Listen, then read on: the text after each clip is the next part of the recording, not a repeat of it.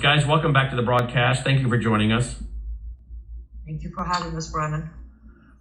Good being here. Dr. Woods, where are you right now? Are you in Crete? We're just leaving Crete, headed for Rome. We have a day at sea tomorrow. And then the following day we'll be arriving in Rome, and hopefully on the 16th I'll be flying home. Yeah, we pray for that. And a week from tonight, our Ozarks conference starts. You'll be with us.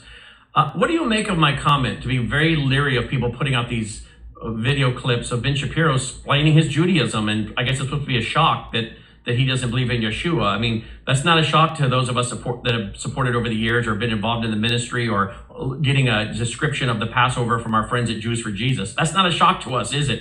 What do you make of people putting these videos out right now?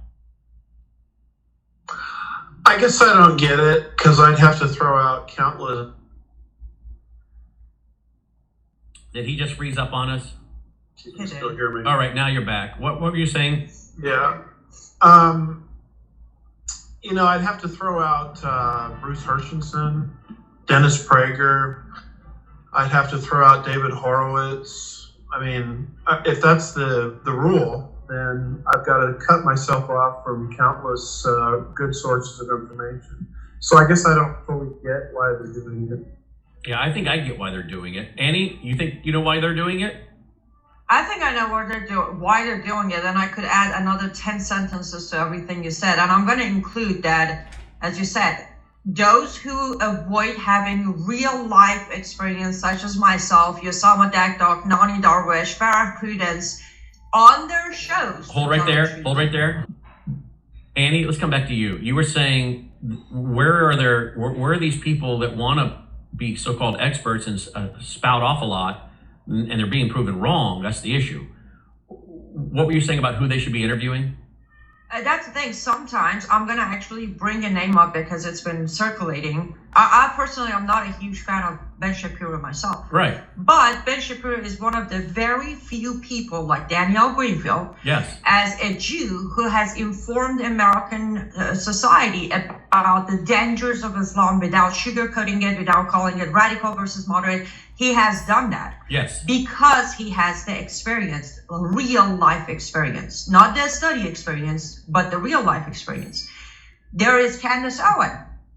Candace Owen has given 2 full hours to one of the biggest anti-Semite that exists, and I'm drawing a blank on his name, who is now coming out and blaming Israel and showing his true colors of anti-Semitism, who came out as a Muslim in 2012.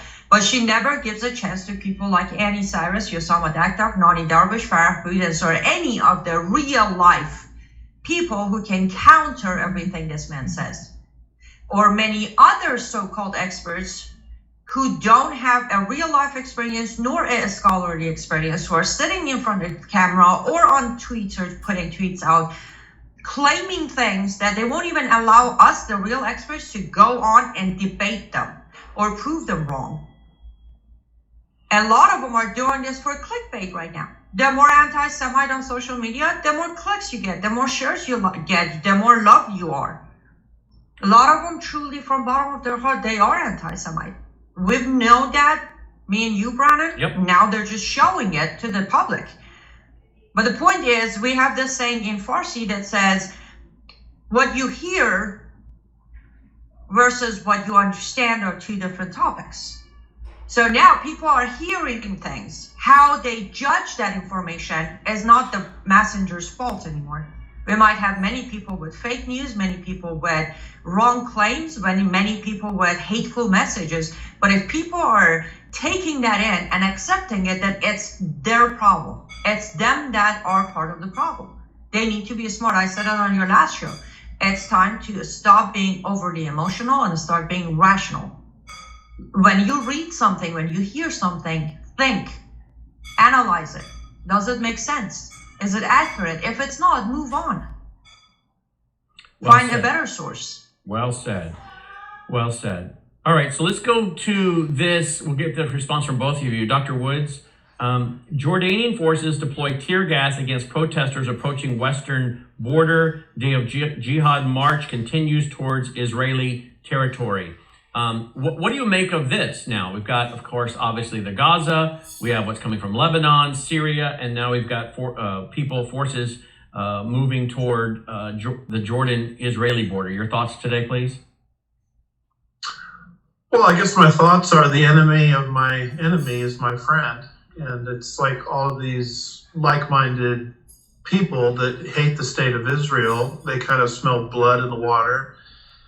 And they're all teaming up with each other. You know, groups that normally wouldn't get along with each other. It reminds me of Luke, I think it's chapter 23. You know, Pilate and Herod were enemies until it came to the crucifixion of Christ, and they became best friends, you know, from that day forward. So I think what's happening is a lot of people don't like Israel. They smell blood in the water, and they're uniting, I believe, all over the world. You've got them chanting "Gas the Jews" in Sydney, Australia. We know what's going on in Dearborn, Michigan. We know what's going on our college campuses. I'm hearing the expression now through these protests, from the river to the sea. The land of Palestine shall be free. What river? The Jordan. What sea? The Mediterranean. What's in between the two? Jewish presence in the land of Israel. So they want to eradicate the Jews from living there, and they want to, in their minds, liberate it for the Palestinians, which, by the way, is a myth. There is no such thing as a Palestinian. There's no Palestinian archaeology, Palestinian language. Yasser Arafat himself, you know, was Egyptian. No one can show me the Palestinian succession of leaders as you can in any other nation like Egypt. And so the whole thing of Palestine is just made up. It's a propaganda tool designed to create a military beachhead in the land of Israel, just like the Gaza Strip, and use it to bring in, let me put it this way, the two-state solution is the prerequisite for the final solution. That's what the Palestinian state is all about. But all of these like-minded groups that hate Israel, they're all teaming up all over the world. And I think you're largely seeing stage setting for Zechariah chapter 12, verses 2 and 3, where Jerusalem, according to God, 2,500 years ago, is going to be made a burdensome stone, and anyone that tries to move it will injure themselves. And when you study that out in the Hebrew, what you'll see is it's a stone that's so big that when you try to move it, you actually cause yourself a hernia. That's what the city of Jerusalem is going to be like in the last days. All the nations are going to come against the city of Jerusalem, and we're seeing that pretext, you know, put in place as we speak. I'm so glad you brought up the whole issue of the Palestinian state and the Palestinians, and because Annie and I were discussing this in detail last night. I had about a 30-minute monologue for TV last night that was really not planned too much, but Annie commended me on it afterwards, so I appreciate that. And then she said, you know what, you were saying something there about the Palestinians. We should add to that conversation today. I said, well, let's do it on radio. And you just brought it up, Dr. Woods, not knowing this. So great minds think a lot, like you and Annie. Let's bring that up. We've mentioned that the Roman emperor named it Palestine as an offense to the Jews, which is really the Philistines. The Philistines, the DNA is not that of the Palestinians today. We've shown that. We've shown that out of Israel. That's following the science, the DNA. But you brought up a very good point that we need to knock down that confuses people on the phone to me last night that we should bring up here. Tell our audience what you told me last night, please, Annie. Sure. While I start, would you please check your email? I just sent you a link to Wikipedia. I think for those who are watching us on TV, it would help if you show that. So Palestine and Palestinians, PA and the rest. In any of the Arabic languages, you don't find the alphabet character of P. It doesn't exist. That's why the language of Iranians, being Farsi, has turned into Farsi. They can't pronounce it. And if you look at this Wikipedia, the proper Arabic pronunciation is Palestine. Right there. It's Palestine. It's not Palestine. The Western elites called it Palestine to hide the fact that the Palestinians are, not by blood and heritage, but by mentality are still the enemies of the Jews. They call themselves Palestinians. When you talk to someone from Palestine, they will not say, I'm Palestinian, even if they wanted to. They couldn't because they can't pronounce P. They would say, I'm Palestinian from Philistine. We have helped hide this narrative. We have helped by saying Palestinians and Palestine. If you talk to Rashida Tlaib, if she's talking in her mother tongue of Arabic, she'll say Philistine. The same Philistine that was and is the enemy of the Jews.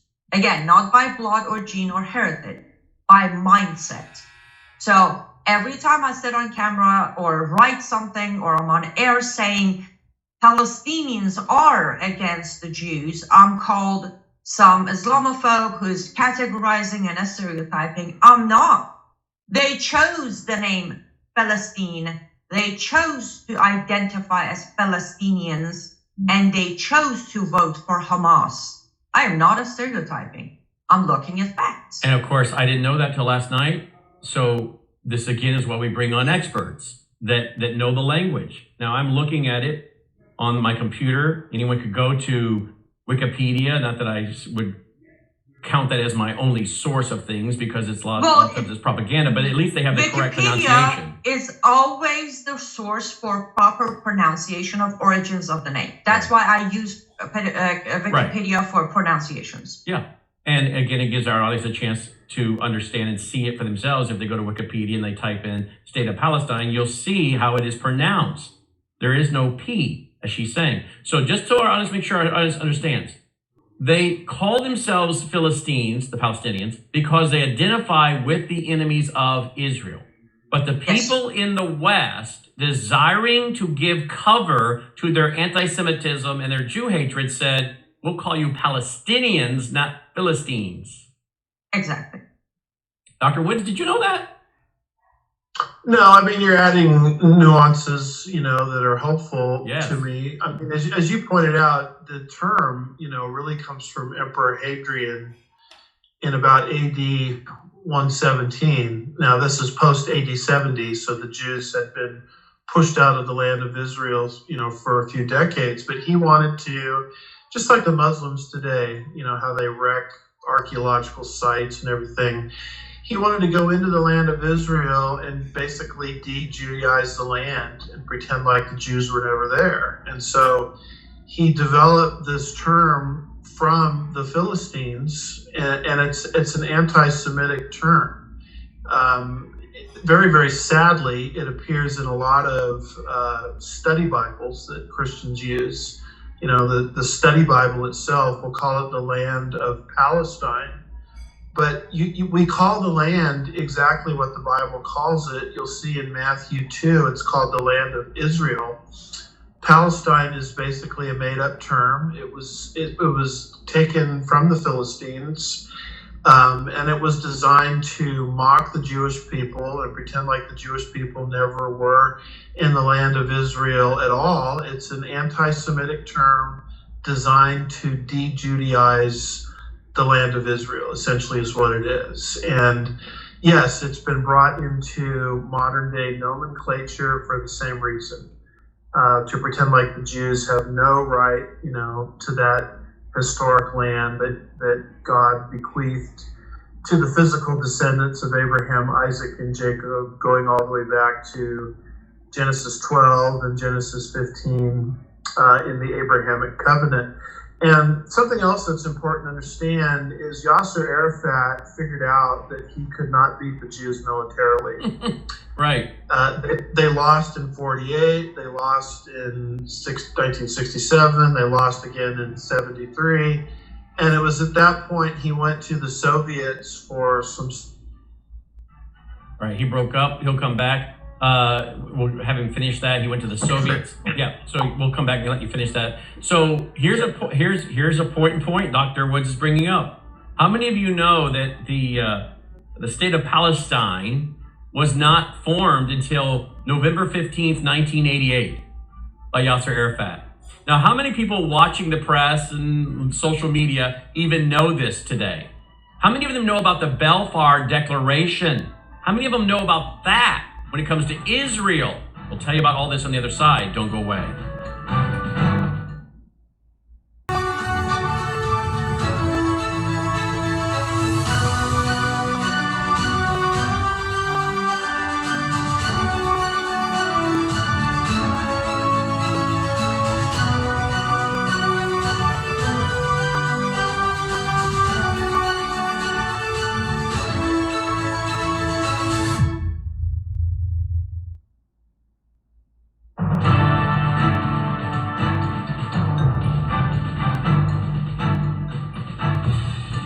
All right, welcome back. Glad you're with us. Worldview Radio, our website, worldviewradio.com. My guest, Anni Cyrus of liveuptofreedom.com, liveuptofreedom.com. Dr. Andy Woods of andywoodsministries.org, andywoodsministries.org. Dr. Woods joins us from Crete.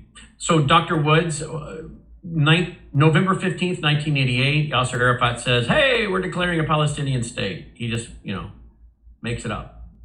We'll go back to 1947 and what happened there with the UN and the partition plan. But pick up where you were saying, because then Yasser Arafat goes over to the Soviet Union to ask for help. Yeah, and basically what he learned is you have to shift world opinion against Israel. Right now, world opinion is not against Israel because they felt sorry for the Jews because of the Holocaust. So what he learned from the Soviets is you have to transform David into Goliath, so to speak. You have to turn Israel into the oppressor. And what better way to do it than to convince the world that Israel stole the land in 1948 from a vibrant people group that already lived there called the Palestinians. And once you get the world feeling sorry for the Palestinians, then you're going to get your Palestinian state within the borders of Israel. And once you... Okay, he broke up again, but folks, he's over in Crete. Okay, there you go. Keep going. You're back. You can use it just like you used the Gaza Strip since 2005 as a beachhead to launch missile attack after missile attack against Israel. So the name Palestine, the Palestinian state, the whole thing is a myth. And by the way, it's a fiction. Again, most people don't know the history, but tell us, we get Aaron on here to tell us about this too, because he just joined us. We have, in 1947, we have the UN plan for partition that would have allowed for this two-state solution. But the Jewish leaders said, okay, but I guess the other side didn't want it. Is that right? Is that right, Aaron? So even from the very beginning, the Jewish people were willing to work with them from the very beginning in 1947 with this UN plan, this partition plan. And the Jewish people said, okay, but that wasn't good enough for the other side. It's never good enough for the other side, is it, Aaron? Golda Meir came out with a great statement. She said, the Palestinians never miss an opportunity to miss an opportunity. And they were offered many times to have a state, and they rejected it. And I'll tell you the main reason why is because 80%, 90%, 99% is not enough. Because anything less than full domination is not looked upon as a victory for Islam. Islam has to fully be in control. So this is why they have rejected it. Even the Oslo Peace Accords in 1993, the late Yitzhak Rabin and Shimon Peres offered Arafat 96% of the West Bank that we took over in 1967. He offered it back to them. And he rejected it, 96%. If he was smart, he would have taken it. Even if he wanted 100%, he should have said to his aides, he should have said, you know what, I'll take the 96% today, and in a few years I'll cause a few more problems and we'll get the other 4%. But he missed that opportunity. And maybe like Pharaoh, maybe the Lord hardened his heart. We don't know. It's irrational that he would reject 96%. But I just want to say what Andy was talking about before was so right on, so accurate about the history. And sadly, a lot of people don't know that. And the other thing I want to say, Anni, I love your T-shirt, the IDF Israeli Defense Forces T-shirt. I love it. And you may have not heard, Aaron, she was explaining to us how the West has used the term Palestine or Palestinian to cover for their use of the term Philistine, the enemies of Israel.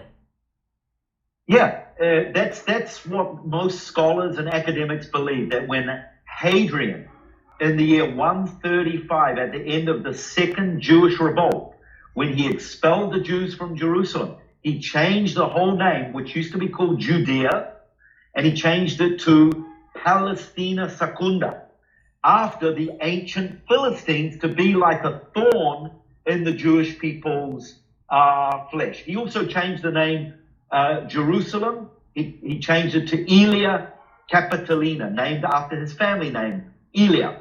So this is a historical fact, but yeah, it's believed that he changed it to Palestina, named after the ancient Philistines, who were one of Israel's arch enemies. And Annie was explaining that many of Yasser Arafat's crowd that follows him and Mahmoud Abbas, they refer to themselves, even she was explaining in their language. Would that be the Arabic, Annie? Yes, in Arabic. Explain. Tell Aaron real quick what you told our audience before we move to the next topic. Well, Aaron, I was talking about if you listen to them talking, if you listen to their chant, if you listen to their songs, they don't refer to themselves as Palestinians. They say Palestini.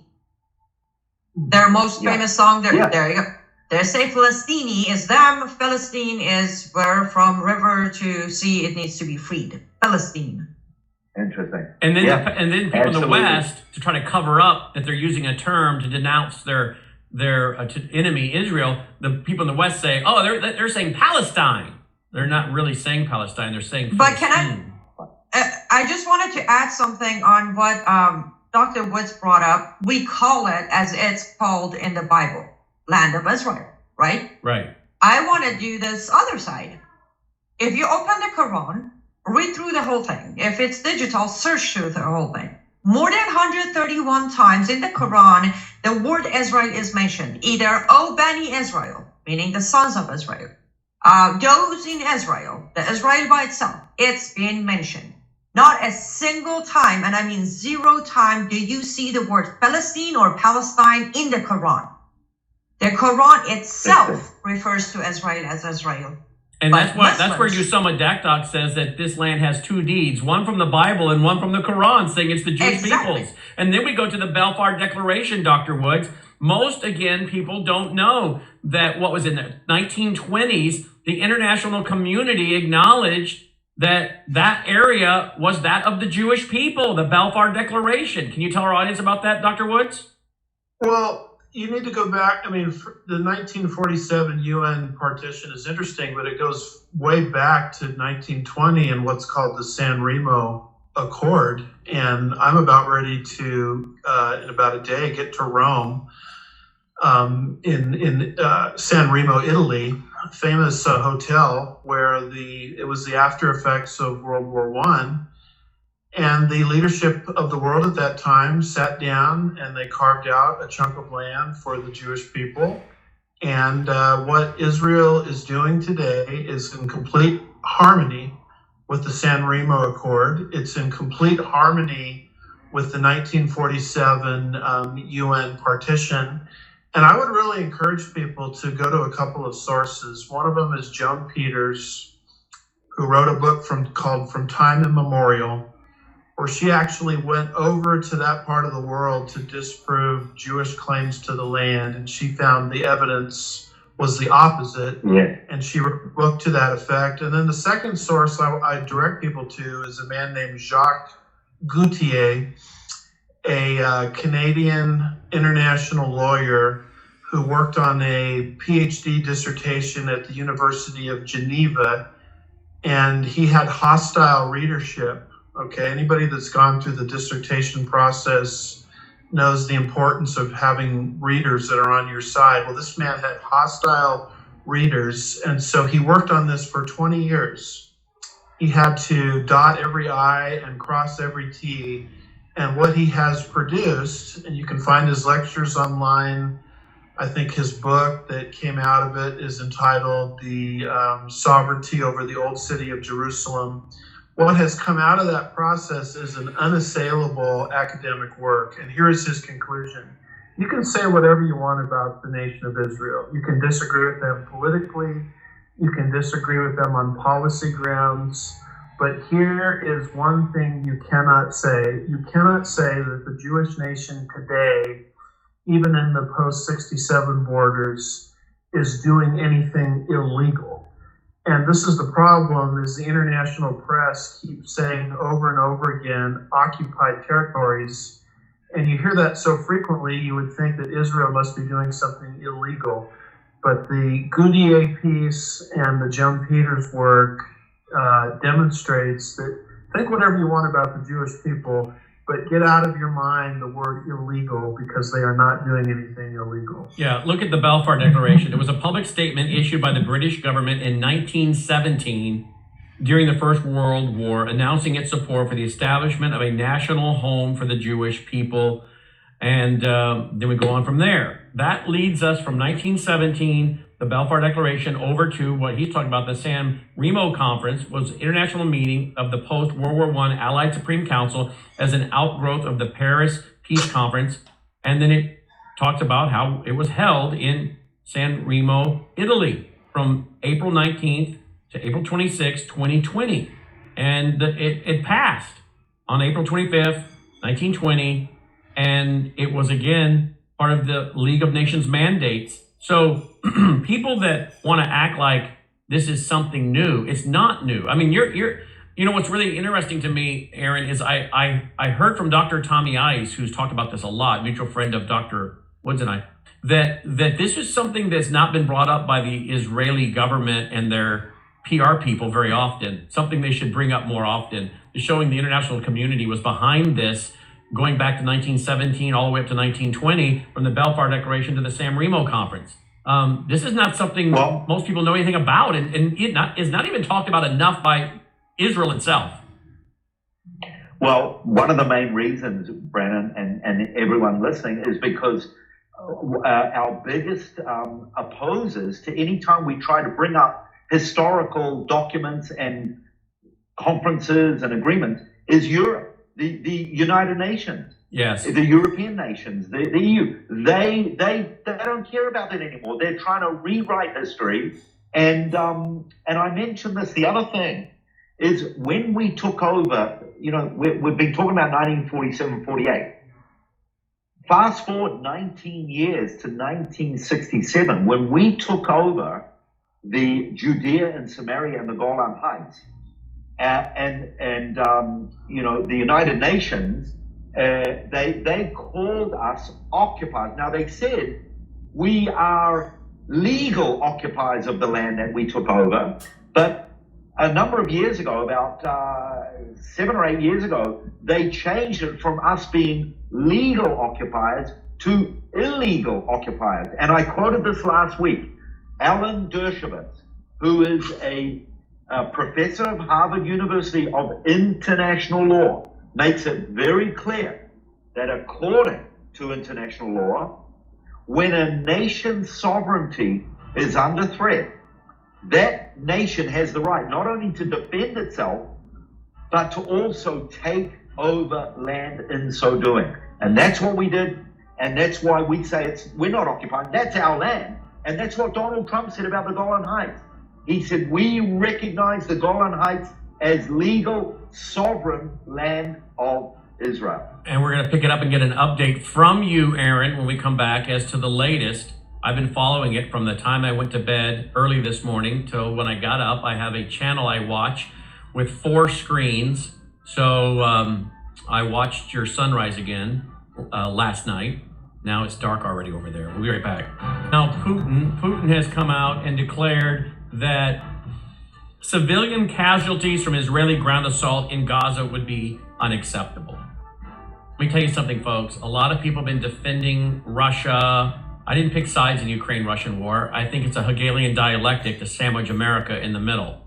I think a lot of this that's going on, whether it's China and Taiwan, Ukraine and Russia, the open border, A lot of this is all connected. I talked to Colonel John Mills today, who sat on the National Security Council staff for 2 presidents. And I said, I think it's all connected. It's all one puzzle. He said, absolutely. It's all being orchestrated to create massive chaos, weaken America, distract America, and to get ready for what it is that Russia, China, and Iran want to do, who are in economic and military alliance.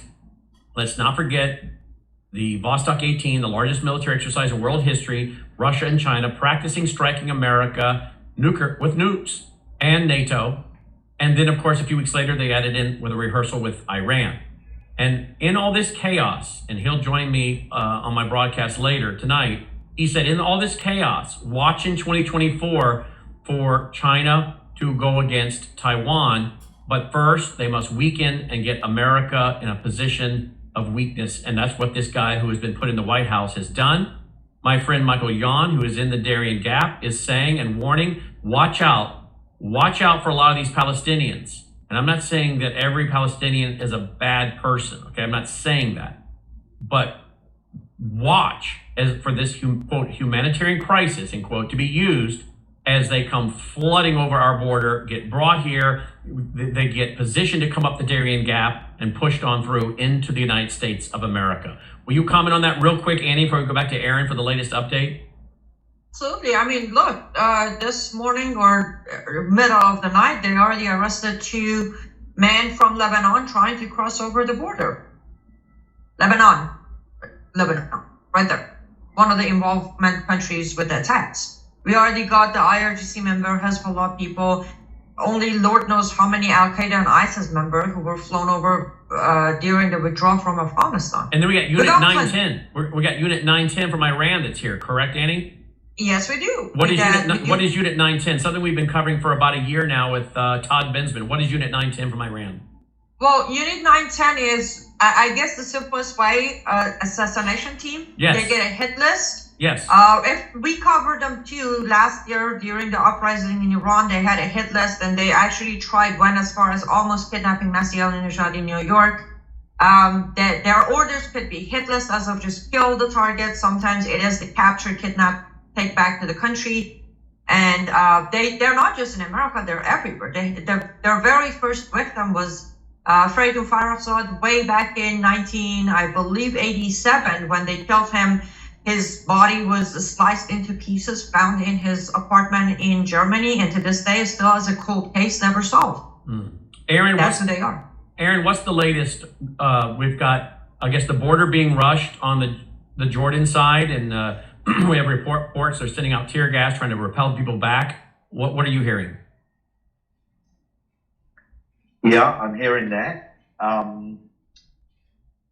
Let me tell you, I've heard some very, very well-to-do reports. And basically last night, our Air Force and our ground forces have really started to penetrate into the northern part of the Gaza Strip. And I underscore the word our ground forces, because the public here weren't expecting our ground forces to go in so quickly. But these ground force units, they're kind of like your Navy SEALs, top Marines.